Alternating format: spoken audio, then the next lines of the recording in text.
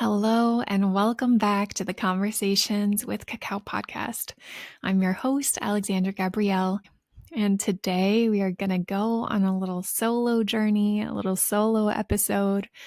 I'm going to share a little bit about my journey with Cacao, a little back history on Conversations with Cacao, and then whatever else arises at this time. I have a few things that I would love to touch on today, but we'll just see how the energy flows and what wants to come through at this time. So before we get started, as we always do, just allowing ourselves to really take the time to become present, allowing ourselves a little bit of space, some respite from our daily lives of go, go, go, do, do, do, think, think, think.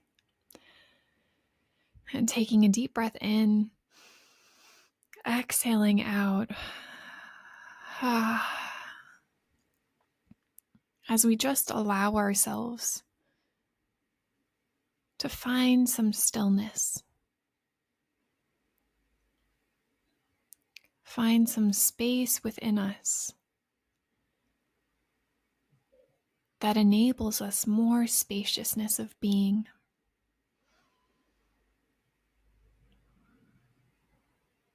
More room to be ourselves. More capacity to soften. More receptivity towards your own essence, your own being, your own expression. More receptivity to this moment in time.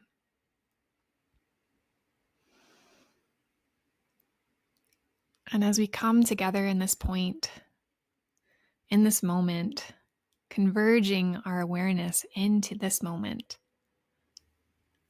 I'm going to do my best to find the words that resonate with the most clarity, that have the most power for transformation, that activate the most depth of inner awareness, of curiosity, of playfulness, of self-exploration, that open ourselves up to the most relaxation that we can experience in this moment. Because when we relax, when we allow ourselves to trust in this moment, to release the burdens, to release the worry, to release the fretting, that we can allow ourselves and offer and gift ourselves the moment of ease to receive. That when we can stop the worry, we can stop the anticipation, all of this eagerness, maybe some angst. When we can take the time to let this go, we actually create the space for something new to come in, for something new to come into our awareness. So I'm just going to speak all the words as best as I can to activate the energy. And I'm already working with the energy too to allow more space, more clarity to come in. So as you just open up to receive, allowing the flow of more energy into your body, into your energetic system, into your emotional body, into your astral body, whatever body you connect with, and all of the bodies that you connect with, because you are a multidimensional being, a spiritual being having a human experience. So just allowing any spaces where you feel a little bit of resistance to receiving the flow, just allowing yourself to relax a little bit more. Whatever tension you feel, if you feel tension in your sacral, tension in your hips, tension in your jaw, exploring and playing and being curious about what would it feel like to just release. And sometimes we have to tense this area even more. So whatever area that might be really tense for you, if it's your jaw, I invite you to clench your jaw a little bit more and then relax. Clench your shoulders. Bring your shoulders up tight. as hard as you can, and then release. Feeling the tension in your hips. Maybe you grip a little bit more in your hips, and then you let go. And you begin to feel through the contrast how much tension we're actually holding in our bodies, how much restriction we're actually holding in our bodies. Because sometimes we need to offer a little bit more and then let that go in order to see how much we're actually holding. And maybe you want to allow your whole body, just full body contraction, bringing your shoulders in, your belly in, your legs, your feet, your hands into fists, scrunching up your face, holding it in this tense position, holding, and then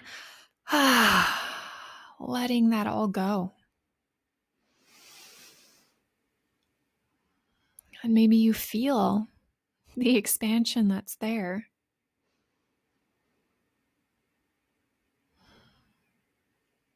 After you let go of that tension. And if this exercise feels good to you and supportive to you, I invite you to practice this again. Maybe you pause the recording here to play and experiment with this practice. And if you're ready to move on, taking another deep breath in, feeling as the air fills your lungs, feeling as this prana, this life force energy begins to flow through you and activate your being, activating your body. And as you exhale, softening your exhale as an offering, as a whisper of gratitude.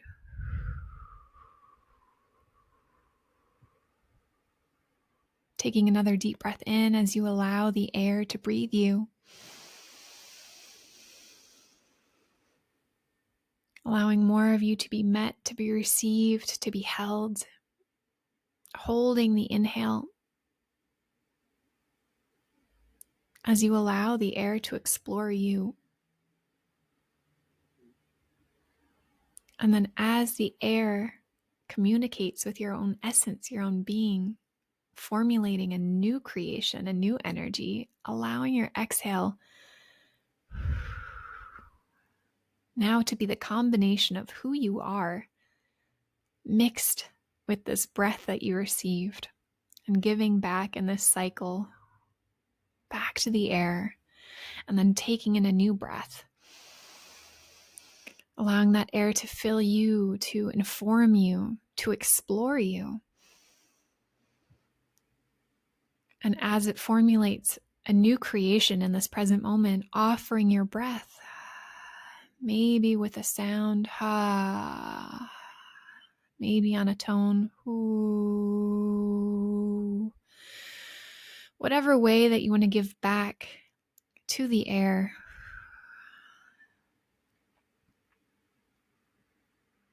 And then continuing the cycle of breathing in, receiving and being received, and then offering your breath as a gift, as an offering of who you are. And knowing that every time you speak words, every time you share your voice, you are sharing a part of who you are.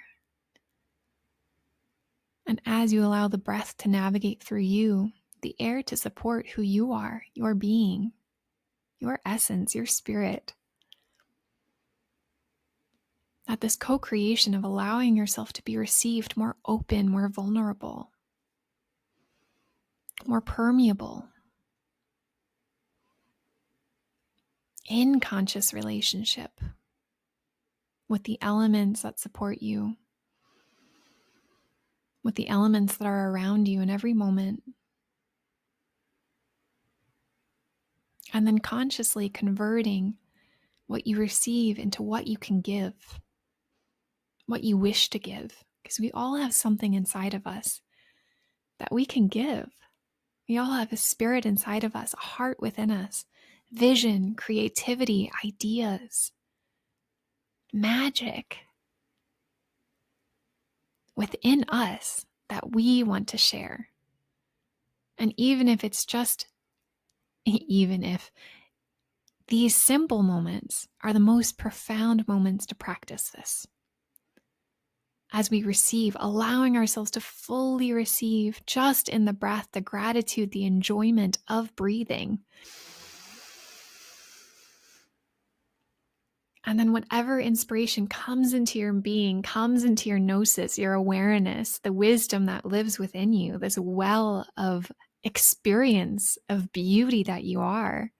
If it's maybe a dolphin you want to give back to the air, you breathe out and imagine this beautiful dolphin breathing into the air. Breathing in again, allowing yourself being received, and then allowing the co-creation of what you receive to now become something new. And then offering back whatever it feels resonant to you. Maybe it is a song, maybe it's another animal, maybe it's a butterfly, maybe it's a color, maybe it's a memory, maybe it's a feeling that you offer back to the air in reverence. And sometimes as we gift, it's not just about what is it really about? It's about the experience of creation, right? When we're receiving, we're allowing ourselves to be inspired to receive new information into our being, into our awareness, into our systems, and then becoming the conscious creator of our life. We allow ourselves to synthesize this information, allowing ourselves to then take the nuggets of inspiration that really awaken within us, that allow us to ponder and receive deeper inquiry, to go further into spaces where we maybe weren't led before. And then as we begin to synthesize this information, processing the information that we receive, we come to a point where now the natural progression is to give back. The natural flow of life is to give back from what we have received.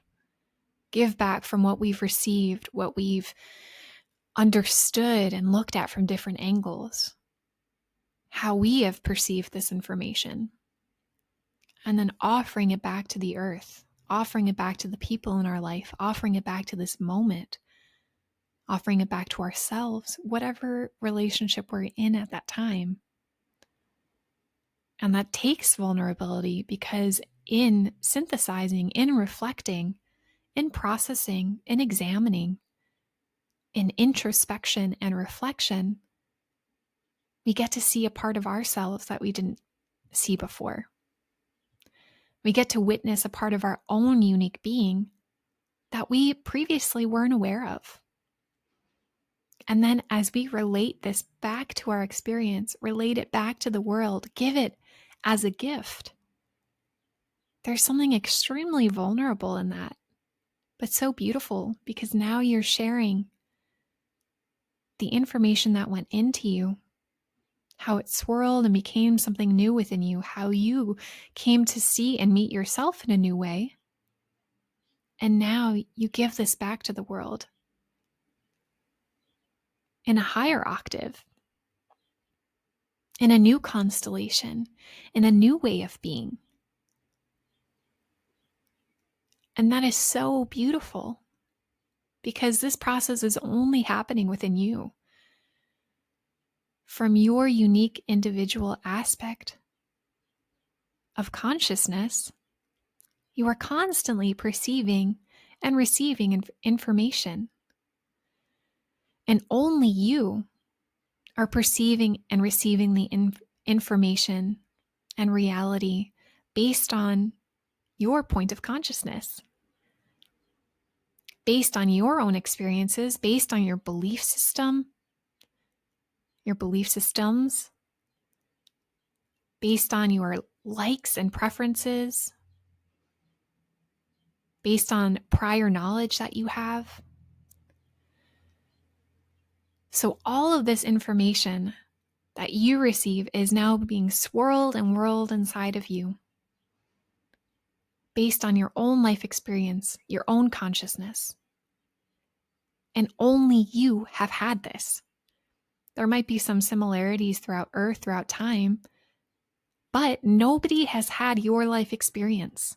Nobody has had your parents in the same constellation that you were born in. Even if you're a twin, you have a different relationship to reality than your twin. You still have a different point of consciousness with which you're interfacing with the ever-present now, with the infinite portal of consciousness.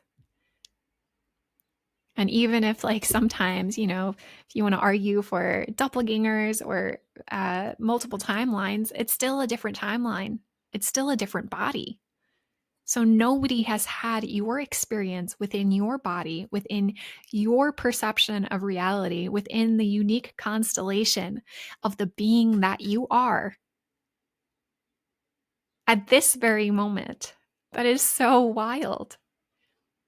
So you, as this beautiful, unique being, have this beautiful, unique awareness and perspective. So when we take it back to this really simple practice of allowing air into our lungs, this element that we need to survive here in this body, on this planet Earth. Taking another deep, deep breath in, belly breath in.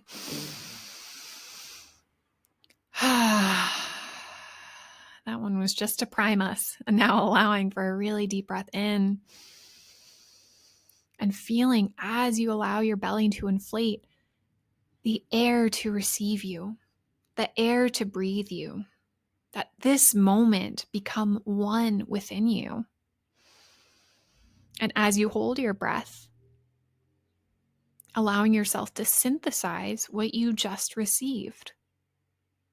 And from the synthesis, from this awareness, from the receptivity, maybe there's a spark that comes of what you want to give back, of what you notice in this moment, of something that came into your awareness, and then through your out breath, you offer this out through your breath.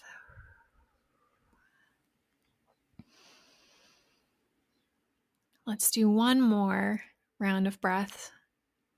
And again, hopefully this is a pacing you can find within your own rhythm.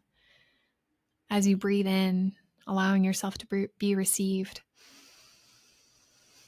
Holding your breath as you come into stillness.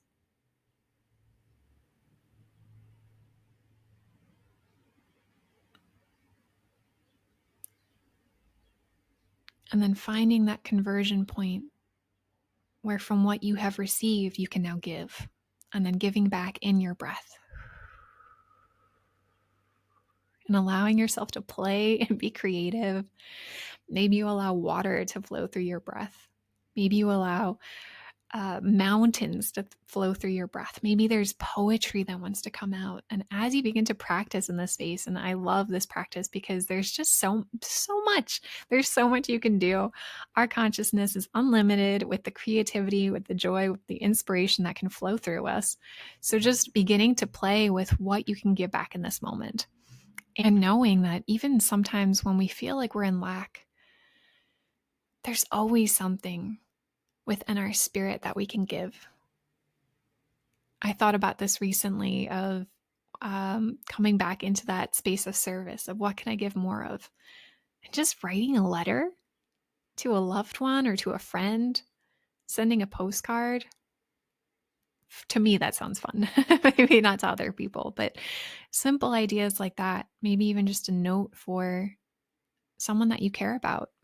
Maybe a note to yourself. Maybe you're starting with gratitude towards yourself, appreciation and awareness that you have a body, that you are here, that you matter. And maybe it's building your relationship to the enjoyment of being who you are. Maybe it's offering to cacao. Maybe it's offering to your lands. Maybe it's giving back to the elements. maybe to your ancestral line, to your elders, to your teachers, to your guides, to the dream world, whatever realm that you're working with, to the crystalline realms. Maybe there are some lineages that you are opening yourself up to receive information from. And just seeing how you can begin to feel the energy that you've received from them, allowing that to catalyze something within you that enables you to bring that spark back in a new way, because it's been through your system, it's been through your body, it's been through your mind, your spirit, your essence. And as you relate it back to the world, it's going to become something new. So just enjoying that in whatever way that comes to you. And this is a little bit of a longer introduction, but it's very in alignment with the energies I was feeling before I hopped on to record this. So as we took this practice of breathing in and feeling ourselves receive, if you have your cacao with you, bringing your cup into your hands, and just with the practice from before, whatever it is, offering to your cup, breathing into your cup, filling your cup with your breath, with your intention, with the gratitude for the land that your cacao grew on, with the gratitude for the beautiful people, the beautiful hands, the beautiful souls that cultivated and tend to the lands from where your cacao has come from. Breathing in and filling your cacao with gratitude for all of the elements that it took to grow this cup. And breathing into your cup just love and offerings and joy and dance and whatever comes into your spirit, into your mind, into your love for the consciousness of cacao, for the energy of chocolate, for the energy of ceremonial cacao, for the energy of the cacao bean, for the energy of this fruit. So allowing yourself to play for a few moments, and I will allow some space for you to really tune into your own expression as you have a little dance, have a little moment of giving from yourself to your cacao, to the guardians, to whatever area that you wish to focus on. And just begin to play.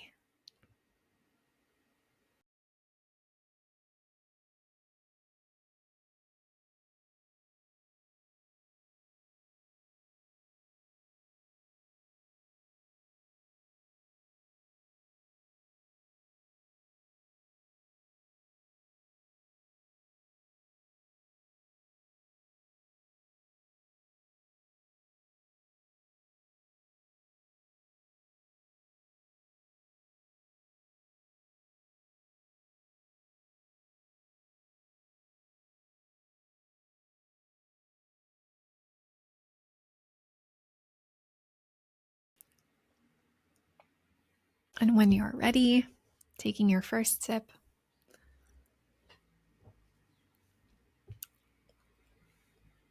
connecting in with this beautiful plant that we have the privilege of connecting with.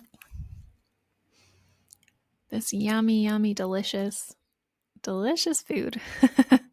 If you would like a little bit more time and connecting in your gratitude, you can always feel free to pause this at any time and just allow yourself really the space that you need to connect in a way that feels really good for you. So I'm going to flow into a different space here. I figured I'd share a little bit about my journey with cacao and how I came to be working with cacao. I'm sure some of you listening have heard the story before or aspects of it. And for those who might be new to to me, to Conversations with Cacao, and to this platform, I figured I'd just offer a little bit of an introduction here. So I have always had a love of chocolate my whole life. I've mentioned it throughout a few episodes too, but there has been this connection that really grew. I'm going to say probably when I moved to Europe was like the first seeding of that, because I love to bake ever since I was little. I loved making what I called concoctions, and I would always mix different herbs together, mix different ingredients together and bake them. And I would never want to try them, but I would always give them to other people to try. And one thing that Europe didn't have when I first moved there when I was little was chocolate chip cookies. And this is a cookie that I always loved. And what they didn't have were actual chocolate chips. So when I first moved to Europe, when I wanted to make chocolate chip cookies, I had to actually get what they sold, and what they sell is a big block of chocolate. And I would chop my own chocolate so that I could make these cookies and satisfy that desire of mine. And this is something that I didn't realize until I started working with ceremonial cacao. Is I had an herb chopper. So I don't know if anybody is familiar with this. It's kind of like a rounded chopping board, like a concave chopping board with a rounded convex blade that you can kind of rotate your hands back and forth to get this beautiful chopping motion that is generally used for herbs. But I always used it for chocolate. And when I started working with ceremonial cacao, I had these big bricks and I was like, oh, I need something to chop my cacao on. And I was like, wait a second, I have this chopping board and I've actually only ever used this for chocolate all the way back when I was little, making chocolate chip cookies. So I thought that was such a beautiful synchronicity, because this is something that it was important to me in my, early life of making chocolate chip cookies, but then how much emphasis and importance it has to me now, and the weaving of that connection between having this one specific tool that has shown me the connection to chocolate and cacao that I've had throughout my whole life. So even though it's something so little, so simple, almost seems trivial, it felt like a very beautiful synchronicity. And I feel like in our lives, sometimes we have these really beautiful breadcrumbs that are laid out before us that we, of course, hindsight is 2020. When we look back, we see, oh my gosh, there was a thread there. There was a trend. There was something within my life that was actually guiding me or connecting these nodes of light, of consciousness, to the point where I am now. So that's just one fun little story. I'm sure if anybody's seen some of the Instagram posts that I have a lot of pictures with my herb cutter. I definitely recommend it for cacao. I love it. It's very fun. And yeah, so that's just one little aspect. And the other part was my connection to really wanting, and I have no idea where this desire came from, but when I was a teenager, just wanting like the darkest chocolate. And I would sit with Lindt 99% chocolate. And it was like the darker, the better. And I would like pride myself in being able to eat 99% chocolate. And I just loved it. 85% wasn't dark enough. And I would sit and it would be so bitter. And obviously, because it's not Lindt chocolates, especially, it's not pure cacao. There's a lot of added emulsifiers and probably cocoa powder that it was actually made of. But there is something in the essence of that bittersweet medicine that I just loved. I loved, and I did. There was an ego part of me too that was like, I can eat 99% chocolate. And for some people, that medicine was just too bitter, or that play, whatever you want to call it, whatever language works for you there. But it was something that I loved. I really, really enjoyed that. And then as I moved to Berlin, I was studying modern dance there. And there is this chocolate that I came across there for the first time. And it is called Love Choc. I think it's a company from the Netherlands. And that was really the first time I had tasted what I would now call ceremonial cacao, or this grade of just pure cacao, because the ingredients, it was cacao paste, some raw sugar, and whatever ingredients they added into it. I know they had some like with blueberries or mulberry or almond, fig, I don't know, all sorts of really yummy stuff. So those bars were so tiny and cost about like €4 each. But I would save up and I'm like, all right, I need to get this chocolate. I need this chocolate. This chocolate is amazing. And I would just take nibbles and eat that chocolate and savor it. And on the inside, the designs were just absolutely gorgeous. More relating back to like the Mayan and Aztec art, beautiful colors. And in it, it would always have like a little quote. And I'm seeing now, I have 3 of them on my computer that guide it.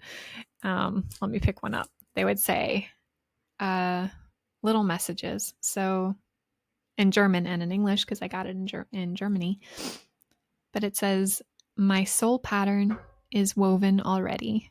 In German, die Struktur meiner Seele ist bereits gewebt. And then we also have, let me get the rest of these. I am worthy of investing in myself.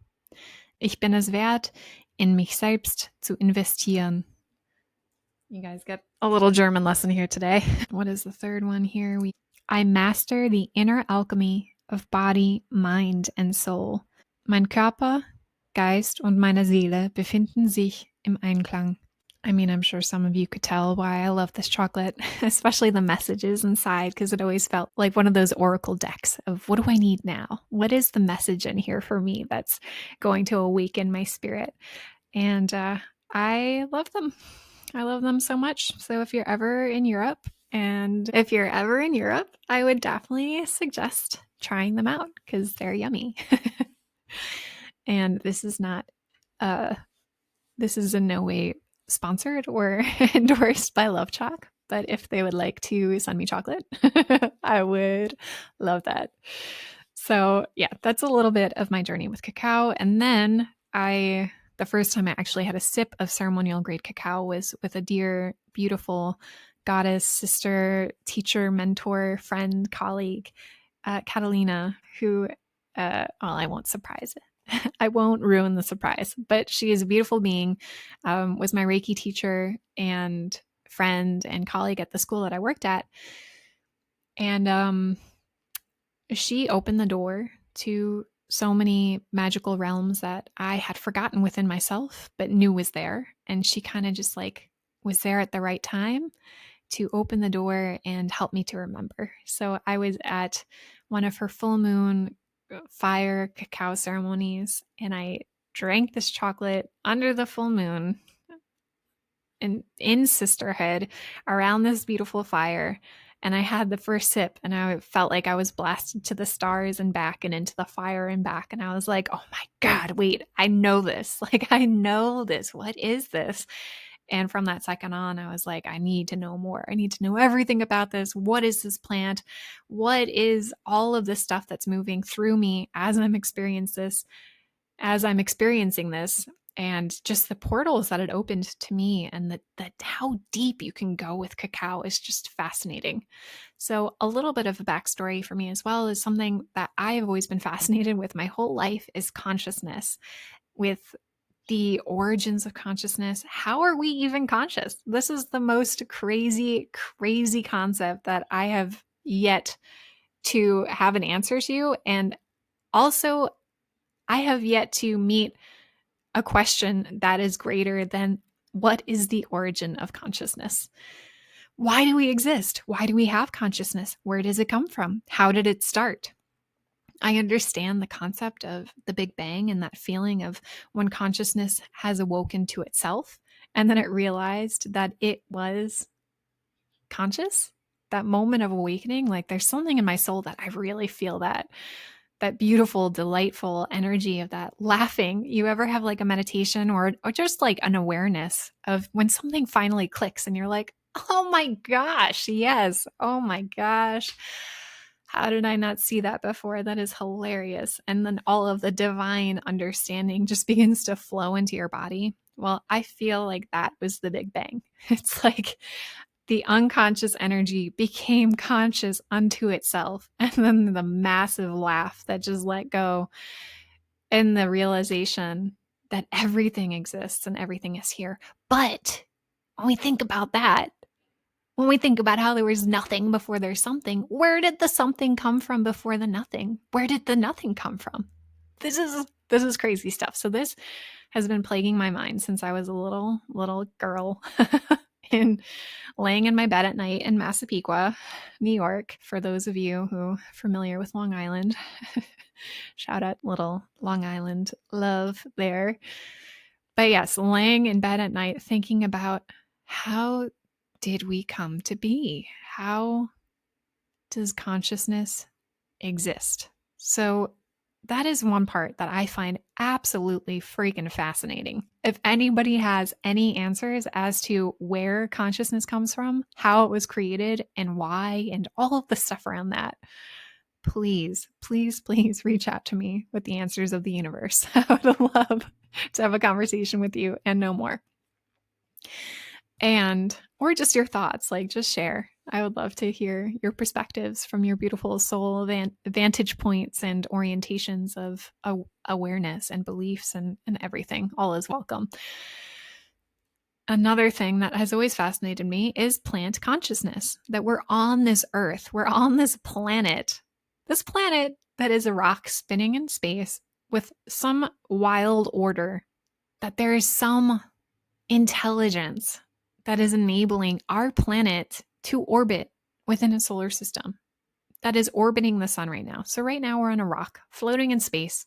I'm recording into a microphone that humans created, broadcasting it through YouTube, through Spotify, Apple, whatever you're listening to this on. You're receiving this transmission from my awareness that's just rambling through my brain at this point right now. And we're still all on this planet. At this moment, we're on planet Earth. And the fact that there's so much life, there's all of this nature that is surrounding us. Life is just growing everywhere. We look at trees, we look at flowers, we look at plants, we look at insects, animals, even human nature, the waters, the fire, thinking about even just the elements that exist, what water is, what fire is, how you can just create fire, the experience of light coming into being. I feel like these are all just like different forms of direct vessels of consciousness. Water is liquid consciousness, and there are lots of texts that support the idea that water is the origin of consciousness. Going back to, I mean, going down that rabbit hole right now, because that would be a different tangent of going back into the origin of consciousness. But if we look at the sacred and ancient texts, that water is the origin of consciousness, and we look at how much water our body is made of, how we need water to live, how we need these elements to live, then there must be some sort of interconnection. So that brings me to another part that I'm super fascinated by, is the interconnection of all things. When we look at nature, and I've always felt that nature is our greatest teacher. Nature gives us all of the answers that we need. Nature gives us all of the answers that we need. If we're ever stuck in life, spend some time in nature. Just watch what nature does. Watch how nature lives, how nature expresses. And the answers will be revealed to us.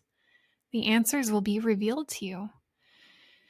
Because nature is growing in accordance with the natural flow of life. Nature is just allowing the expression of life to flow through it without obstruction, without thought obstructing the flow of that. So we have, as humans, the privilege of free will to direct our experience to any direction that we want to. We have the capacity to think, to have critical analysis of our awareness, of our experience, of self-reflection, to learn from our experiences, and to observe. And when we take all of that into account, that we are now living on a planet floating in space with all of this life force energy, all of these beings, all of these animals, all of these plants that have been here long, long, long, long, long before humans have been here. If we really look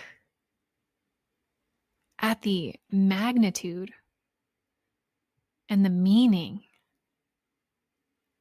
and the depth, the richness behind all of that, essentially what we see is that nature is interconnected. We are all interconnected. We are all relating to each other. Whether it be mentally, emotionally, physically, energetically, we're in constant relationship with all things simultaneously. And this may seem a little silly or off topic, but I recently got into watching Sabrina the Teenage Witch again with my daughter because I thought she would enjoy it. And I used to love it when I was little. And I was like, you know what, let's throw on a few episodes. And there's this one episode where Sabrina got into a bad mood and she was stuck in her bad mood. And her guide that came to her there said, life is a team sport. And he's like, that sounds so cheesy. Like, that sounds so silly. But I was like, man, yes, absolutely. Life is a team sport. Yeah. We're on it, on planet Earth. We're one team. We're one team here together. To be able to thrive and survive, we need community. We need relationship. And I feel like nature shows us the power of how symbiotic relationships work, how it actually works in a supportive way to thrive. So bringing that back into the things that fascinate me, just to give you a little bit more context of who I am, why I have a podcast, why I am sharing this at this time, why I have a podcast. I'm going to attribute that to my Gemini moon. So I definitely, when I don't consciously ground, I can get a little flighty and go all over the place because I get very excited and inspired. I'm trying really hard to just remain grounded and focused in the transmission that's coming through here. So we bring in consciousness, interconnection, plant medicine. So plant medicine has been a huge part of my experience on this earth as well. I've been fascinated by the fact that certain plants can open up our consciousness to interface with our reality in a different way. But like, if we think about the connection and interconnection of all things and how we, again, are in this mystical, mystifying place called Earth, that there is consciousness flowing through us. So there must be consciousness flowing through other things on this earth, such as plants. And when we allow ourselves, and the way I feel it, is opening ourselves up to a clear and perfect channel. So when I say that, I'm talking about like these frequency pillars. There are things within our planet that just have such clear, strong frequencies. They are really unaltered. They're unwavering. And I feel like they're pillars to guide us. So crystals are definitely one of those. When we work with crystals, they are crystal clear. They have a very clear frequency of what they're transmitting. If you're working with amethyst, you are working with amethyst. If you are working with obsidian, you are working with obsidian. If you're working with clear quartz is such a crystal clear frequency for what you are working with. And they enable us to, they're kind of like space holders for us. They hold the space of this really clear frequency so that we can now begin to explore the things that arise within that frequency. And when we look at plant medicines like cacao as this gentle plant, cacao has a consciousness. Cacao is its own energy that is coming and bringing in through its own frequency. It has its own identity, it has its own consciousness, and it has its own energy that it's offering to the earth. So when we allow ourselves to sit with cacao, we are opening ourselves up to the channel of cacao. We're opening ourselves up to, what is this plant all about? What is this plant trying to show us? Why is this plant here on Earth? Because I really firmly believe it would not be here on Earth if humans didn't need it. It would not be all over the place, saturated in our environments, if there wasn't something there for humans, for our society, for our growth, for our self-exploration. So looking at whatever plant medicine you want to work with, beautiful local ones for me would be like dandelion, mugwort, elderberry. Indigo is fun to work with in a different way too. And just all of these things that are the mushrooms, you look into the mushroom and mycelium realm that is all around us, and what kind of plants hold what kind of frequency. And I have been fascinated by that. When I was fresh out of high school, I didn't know what I wanted to do. I wanted to do so many things. And part of what I wanted was I just wanted to move to the Amazon, and I wanted to be trained by Indigenous wisdom keepers and become like a shaman or a shaw woman. And for me at that time, my limited belief was, I can't do that. You can't just do that. You can't just go to an Indigenous tribe and learn from Indigenous people because they only teach their own people. And I can't do that as a woman. And these were all of the things that I talked myself out of. And it was like, and the Amazon is a scary place because in my Western conditioning or the upbringing of all of the education I've had about that, it's like, so much indoctrination around to be scared of going to these places. And I let those beliefs negate what I was truly interested in. I was interested in anthropology. I was interested in ethnobotany. I was interested in transpersonal psychology. That was something I was also really wanted to study, transpersonal psychology. I was almost about to move to Boulder, Colorado and go to this mystical college there that taught you supernatural, more mystical woo. And then also connecting to where I ultimately landed in Berlin was with dance, the connection to your body, to embodiment, and the expression through your own vessel, and how far we can push the capabilities of our own being. Because that is something I am also a firm believer of. We have an amazing body. Our bodies can do so much. Think about the technology of being human and how much we've definitely forgotten about how to use it. Like natural childbirth. I gave birth to my daughter naturally. It was an absolutely beautiful experience, maybe for another share at another time. But my belief was always my body is built for this. I did my hypnobirthing training and I did my doula training because I needed to shake the paradigm around this belief system that our body isn't capable of doing the most natural thing, giving birth. And that space of, healing ourselves. We are definitely capable of healing ourselves. We are definitely capable of that. The human technology, what our physical bodies are capable of, is probably beyond comprehension of what we're even aware of we can do at this time. So as a teenager, I had different experiences. I had a lot of experiences with meditation. I had a lot of experiences with different mediums of modalities of healing, of dreaming, lucid dreaming, and also different plants and plant medicines and things, along the lines of LSD and mushrooms and that kind of stuff. And for me, I always use these tools. Really, it was as a tool to explore consciousness and then know that I don't need that substance to have this experience now. It was like, okay, I know I'm imprinted now. I know that this is possible. How do I get here without that? How do I get to this point without any substances at all?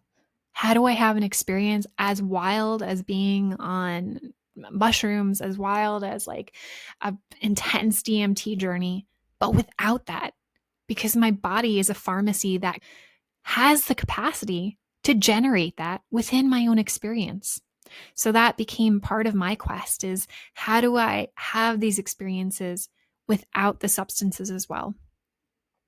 And bringing us now into cacao and the weaving of that is what a gentle and beautiful ally to support us in daily practices or in ceremony, because cacao is so nutrient dense. It is so rich in minerals that our bodies need.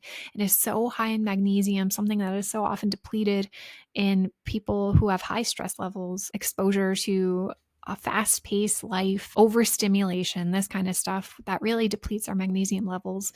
This is a plant that enables us, also with the full fats that are in cacao, that support the absorption of these minerals, that it becomes this absolutely amazing food for our bodies as well, to support our energy levels and a steady release of energy throughout the day without crashes like from caffeine or things like that, which I love coffee. Coffee is fun. I feel like it has its place too, but not when we become so reliant on these substances for our states of being. And that's part of what I love to access to, is how do we allow cacao these beautiful permission slips into higher realms of consciousness to help us recognize that we are the generators of our own experience. We can create what we want to experience through our attention and awareness and our focus. And then weaving it into conversations with cacao. So these are conversations that we have with cacao. Conversations, I feel like cacao has this beautiful energy to open our hearts, to soften our receptivity so that we can feel comfortable. And when we're starting a conversation in something new, in something unexplored, in something unknown, we want to feel safe. We want to know that we're safe. We want to know that we're held, because only when we know that we're safe, that we're held, that we're nourished, can we begin that journey. Can we begin the journey into the spaces of the caves that we fear to enter, that hold the treasures that we seek? Only when we feel safe, at rest, at ease, can we begin to become curious about what else is out there. So allowing all of my history, all of the things that inspire me, all of the words that I spoke throughout this whole time here, to begin to clarify into this moment of the ultimate goal of this podcast, of conversations with cacao, is to create a space where people feel safe, where you begin to feel safe, where I feel safe, where our nervous systems can learn to reset, where we can learn to self-regulate, where we can learn to allow ourselves the space of and the right to relax, where we don't have to be in constant fight or flight or freeze, but we can recondition ourselves to the remembrance of play, of relaxation. And from the space of relaxation, from feeling safe enough, we can now create. Because I want to create a world with people who are feeling easy, who are feeling safe, who are feeling nurtured. And then from that space, the creativity that's going to spiral into our reality. Oh my gosh, I can't even wait. It's going to be amazing. The people that, the kind of conversations that we can have when we are connected to our center, when we're connected to our essence, when we're connected to that feeling of all is well. The seeds that become stimulated from there, the potential that lies within that realm, within that space, within those seeds, to create a new reality, to create the worlds that I'm sure a lot of us have dreamed of as kids, of all of the pain that we saw and felt and experienced growing up, and feeling like, wait, what are we doing? This world could be so different. That we see another alternative, but we might be too afraid to act on it. We might not even know where to begin. We might feel so overwhelmed by the energies we've conditioned ourselves into that we don't even think it's possible anymore. There's this beautiful, honestly, I don't remember. I heard it so long ago. This idea that every child is an answer to a prayer. And I would love for you to just place one hand on your heart, one hand on your belly, and feel your body. And feel that you are the answer to a prayer. You are born because somebody had a question and you had an answer. The constellation, I'm trying to find even more magnificent words to describe the epicness of your being, the masterpiece, the splendid tendrils and weavings of all of the soul facets, the soul diamonds that you are, woven together to answer a prayer, and that you came to earth saying, hey, I have an answer. I know the answer to that. Why don't you ask me? And then how many times we maybe felt that as a child, and then the older adult said, oh, no, you're just a kid. This is how we do it here on earth. That's not how we do it. Oh, we can never do it that way. And all of the conditioning over the years of our soul being like, wait, but there, you could do it this way. I have an answer. Why don't you just listen to me? I have an answer. Don't you remember? I came here with the answer. And then little by little, as we grow up, we realize, oh, maybe they don't want my answer. Maybe that's the wrong answer. And then we start to forget, and we start to let ourselves be conditioned by the belief systems and by the structures, by the family dynamics that we actually came in here to break, to change, to re-evolutionize, re-incite evolution.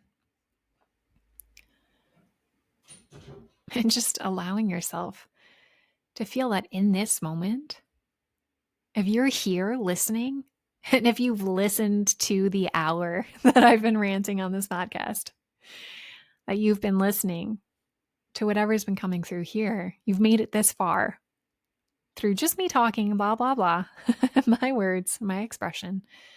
You made it to this point in time, that there's something within your soul that wanted to remember that. Because I'm going to tell you something, I wanted to remember that too. And thank you for going on this journey with me, because I think it's actually a really selfish exploration. I get to share it with the world, but this podcast is really for me to get to explore life, to get to explore myself, to see the boundaries that I can push beyond in myself. And if it helps someone, then that's amazing. If you guys are listening right now and you feel like, oh, yes, I resonate with what you're saying, that's amazing. I'm so happy for that. And if some of you are like, this is whack, like I don't resonate with this at all, then that is also awesome, because this is showing you a boundary of what you are not, or maybe a place that you want to explore more. But both serve a purpose. But for me to come back to that remembrance and to take you on that journey with me to, oh yeah, I always believed our children are answers to prayers. So what is the answer that you came here to share?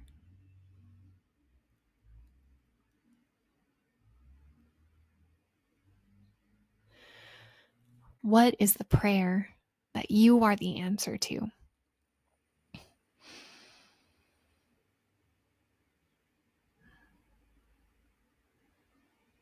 And I feel like this is a really beautiful space to stop, to finish this transmission. And there's a part of me that's like, but wait, I didn't touch on this, I didn't touch on that. So I'm just going to tune in to see if there is room for more that wants to come through, or if we feel pretty complete in that. Yeah. Okay. So I'm going to go there. We're going to shift gears a little bit. That's going to tie it in full circle to our meditation in the beginning. And that is this beautiful concept of inspiration. And this is, like I was sharing, the parts that really light me up, that excite me. Inspiration is at the core of my path. This is something that I love. I love the energy of inspiration. So one part that is really, I would love to leave you with this food for thought, this food and mana for spirit, is the concept and the idea of inspiration.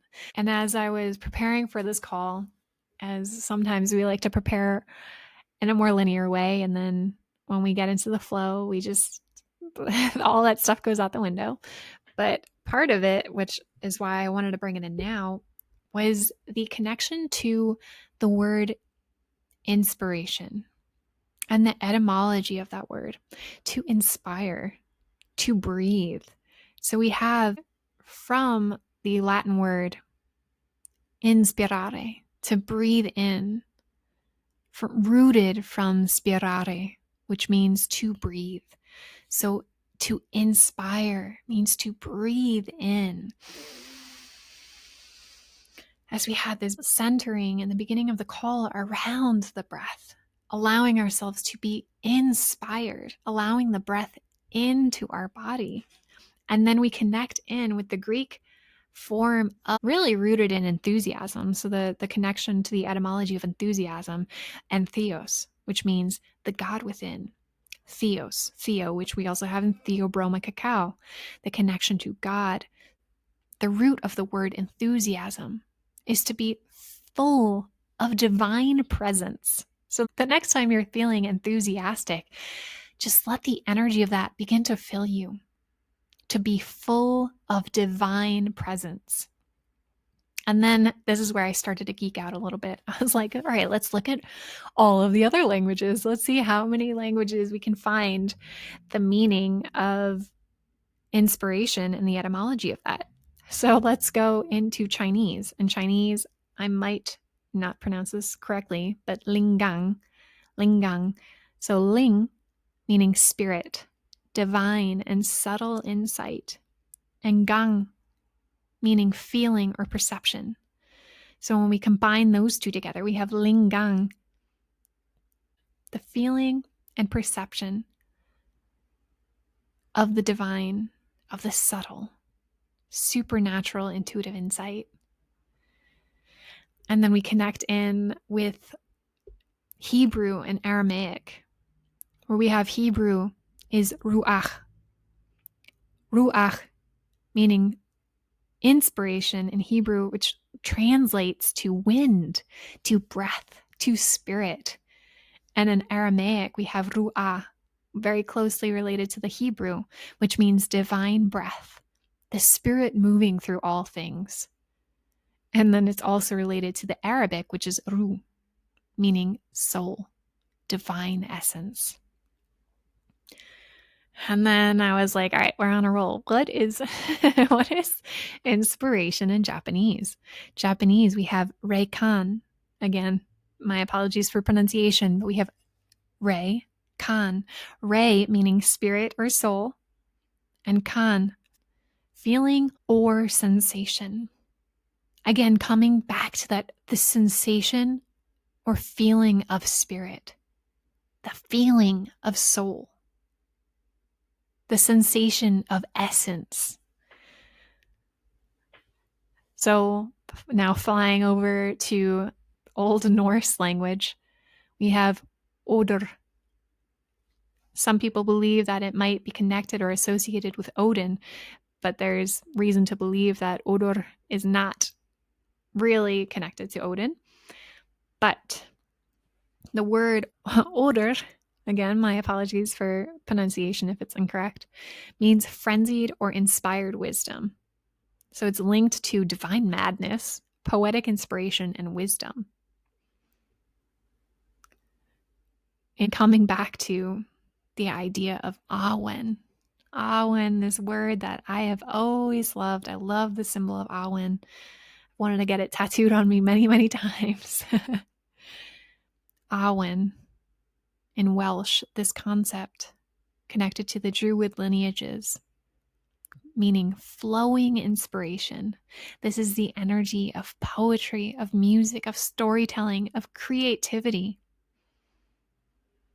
And rooted in the Proto-Celtic, meaning to blow, breathe.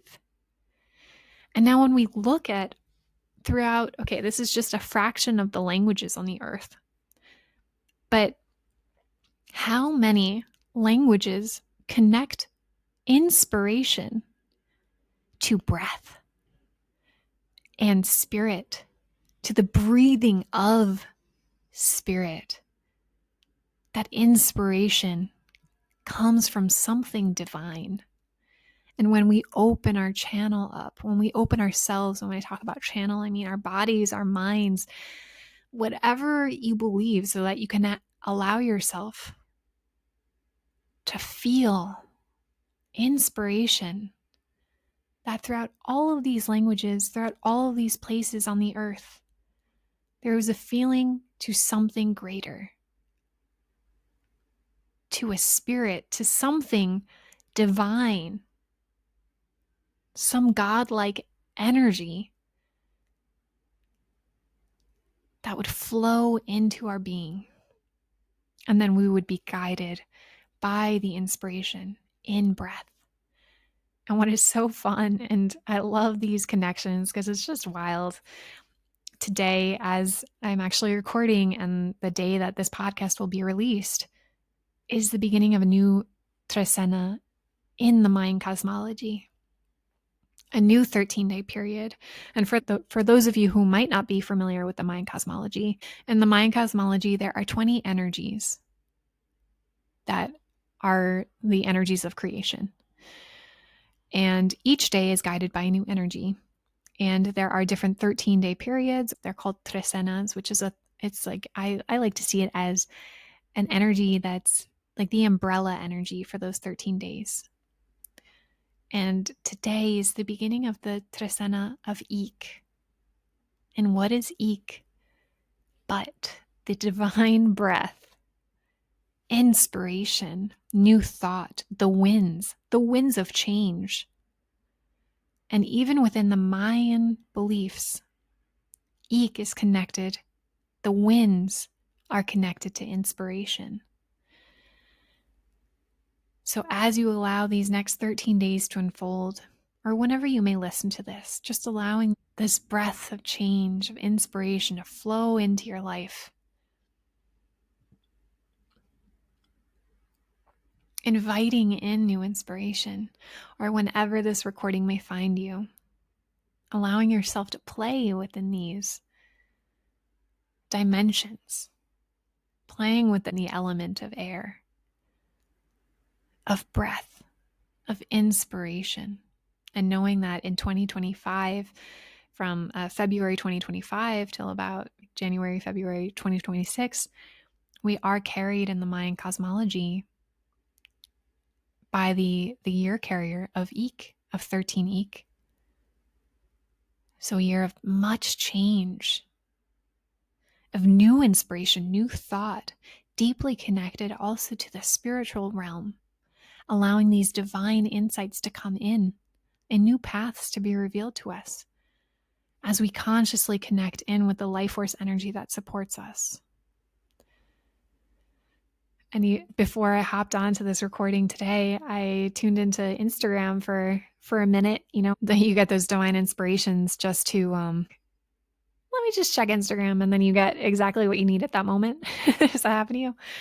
A dear friend, this beautiful being, Nick Lasky, he went live in Instagram Live. So I was like, you know what, let me tune in. Let me see what he's saying.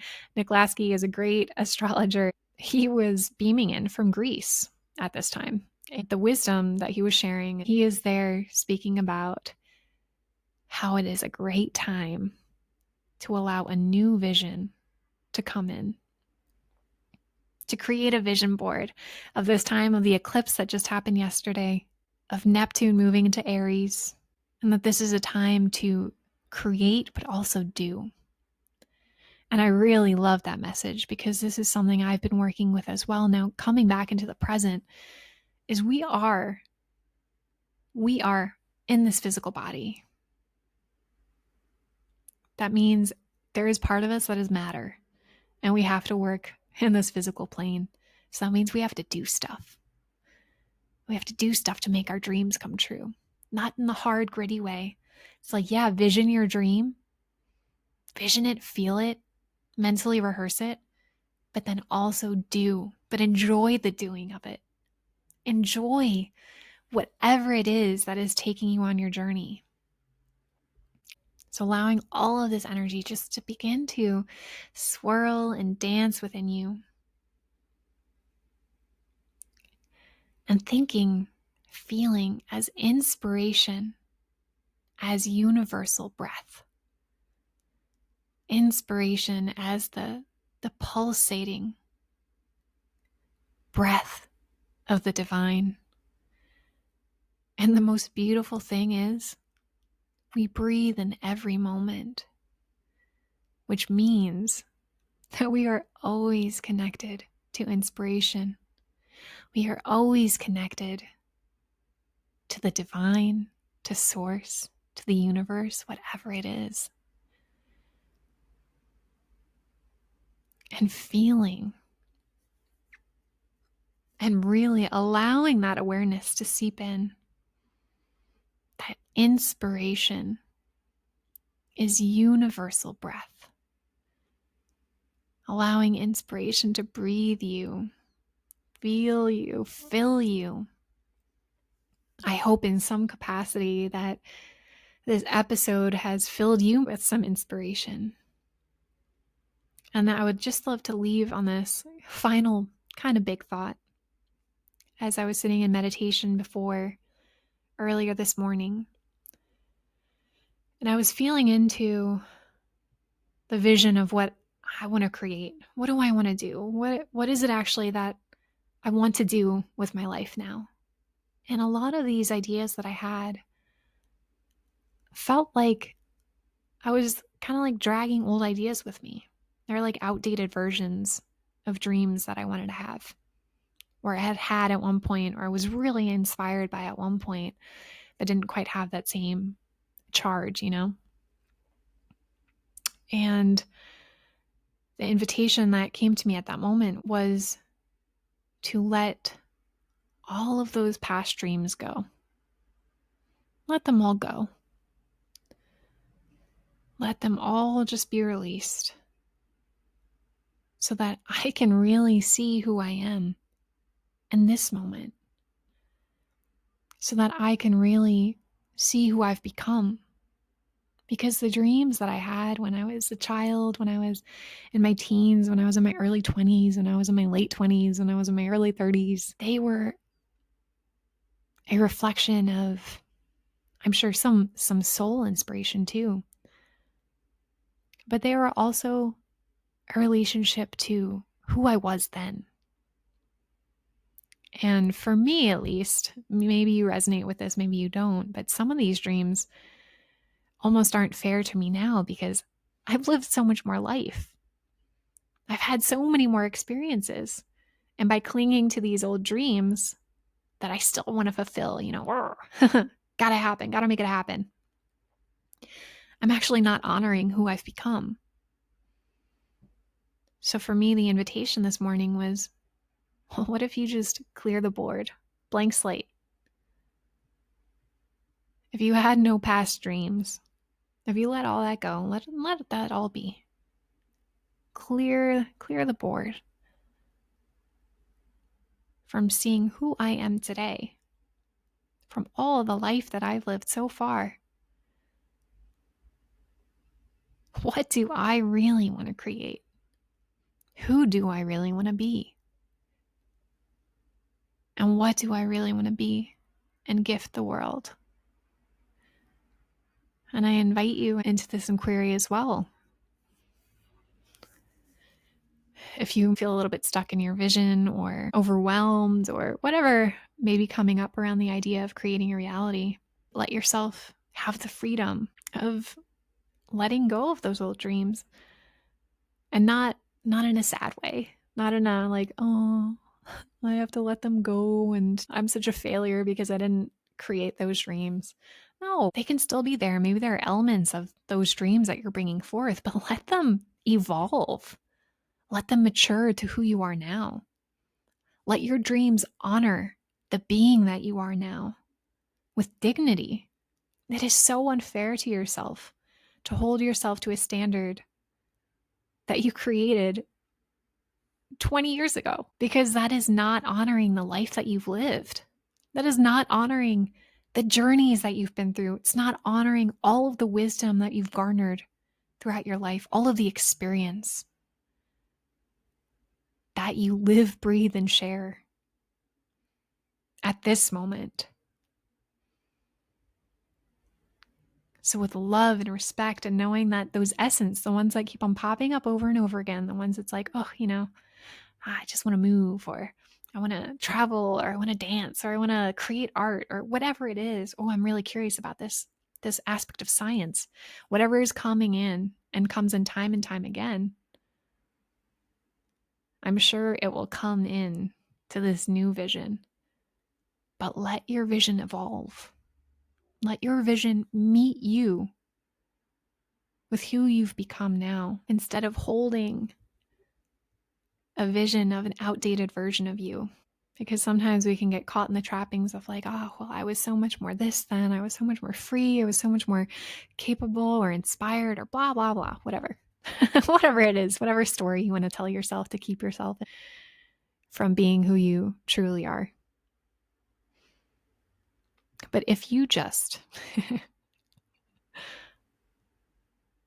let that go, even for a few moments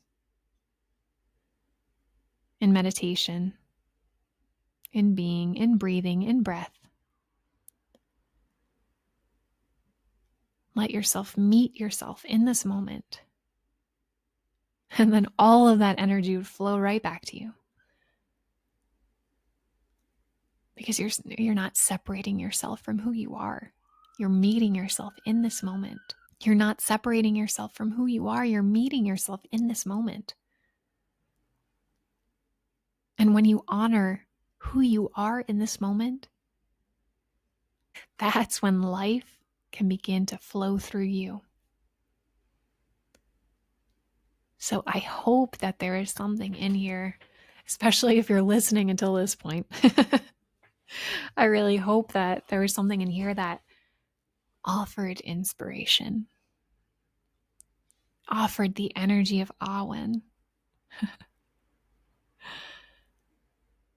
And there is one word that I would love to leave you with, because on my search through inspiration and the etymology and the meanings of different languages, I came across this word from Old English.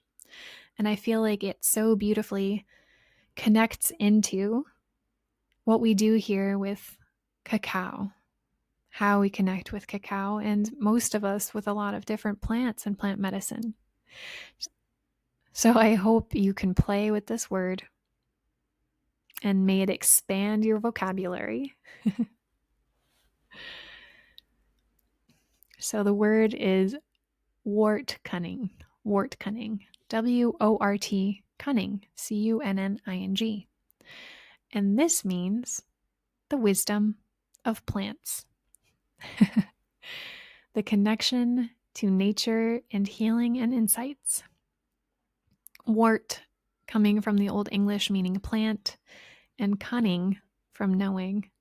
So just allowing the beauty of the weaving of the wort cunning from Mama Cacao, from the wisdom of our collective consciousness, from inspiration from Awen, from all of the beautiful forms that we called in, from Ruach, from Ru'ah, from Lingang, from entheos, from inspirare, from rekan, and from odor. As we also honor the energy of ik, hun ik,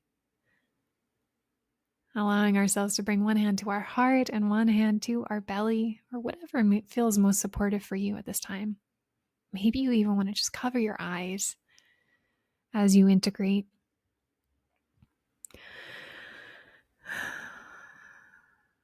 Feeling yourself as the seed in the soil.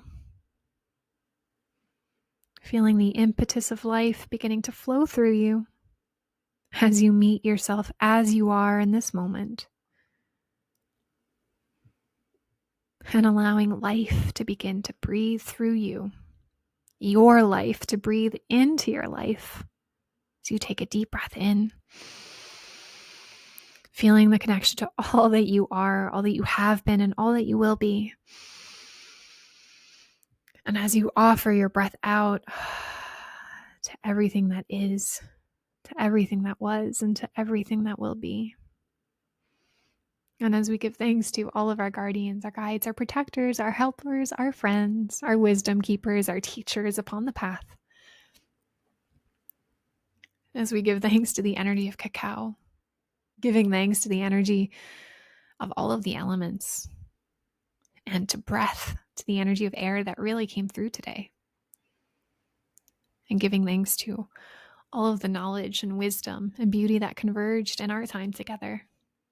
Allowing you to integrate and take what resonates, what inspires you, what makes you feel safe, what makes you feel good, confident, nourished, excited, enthusiastic.